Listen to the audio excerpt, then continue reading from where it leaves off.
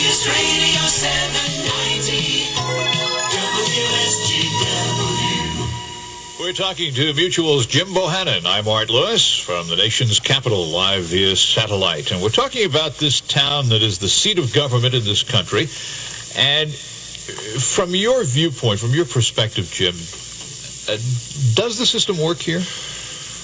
Basically, it does work. And one problem that I think a lot of people have is that the fact that it really does work. Our representatives are doing exactly what we have elected them to do. Which is to pass the buck, to give them $1 worth of federal services for every 70 cents in taxes, to say the hell with our children, the hell with our grandchildren, we're going to take care of us here and now. And that is exactly what they're doing. Now, if we really were serious about changing that and addressing these problems, then we would stop punishing people who tell us the truth, and we would start re-electing such people.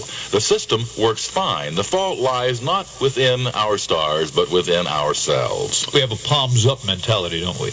Very much so. We are spoiled rotten as an electorate. Spoiled rotten. And the balanced budget amendment vote proves it as much as anything, it was a weak, the various proposals were weak balanced budget amendment proposals, but they were a massive step in the right direction, and they lost. There were concerns expressed by many that it would simply throw the decision on whether you and I pay more or less taxes or get more or less services into the courts and take it out of our representative Not in government. the least. It would force the Congress to deal effectively with whether we did pay more. It wouldn't put it in the courts at all.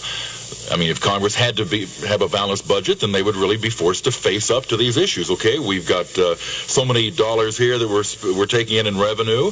Either we've got to raise taxes or cut expenditures. It would force responsibility specifically on Congress. Another argument that's been brought up about the balanced budget is that we'll have to have massive budget cuts. Baloney.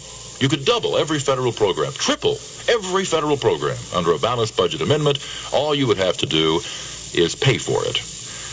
And that's the key. Obviously, the mentality of the public right now does not seem to be in favor of any kind of increased taxation. Well, in that case, we're going to have to cut programs. And therefore, the sacrifices have to be made. Now, it's also been said that if we simply balance the budget, in 30 years, the debt goes away because we will pay off that debt. Well, the debt, of course, just by virtue of the interest that's been tacked on it, that's going to keep growing. We need to not only have a balanced budget, we need a slight surplus.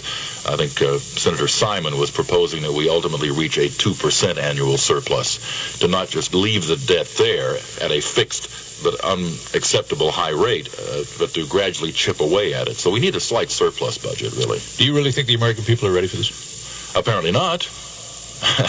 Apparently not. Well, put aside what happened in Congress, because I'm not convinced yet. Polls say we want it. Yeah, I'm not convinced that what happened in Congress is representative, quote, of the feelings of Mr. and Mrs. American out there. I really am not sure that's the case. I'm not positive that it is. The surveys say that we're all for the idea of a balanced budget.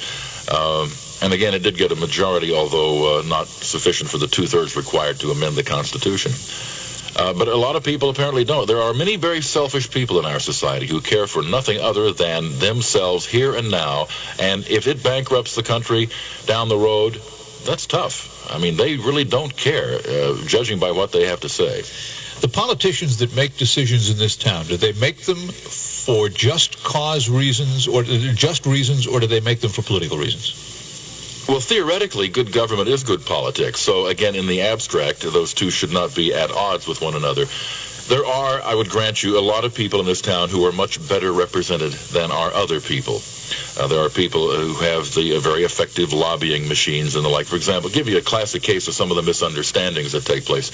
The other day, Ross Perot made some comment about how the dairy farmers don't have a good lobby. Well, they've got one of the best lobbies in the world up here. All those agricultural price supports, the dairy farmers are fine. They're taken care of just dandy.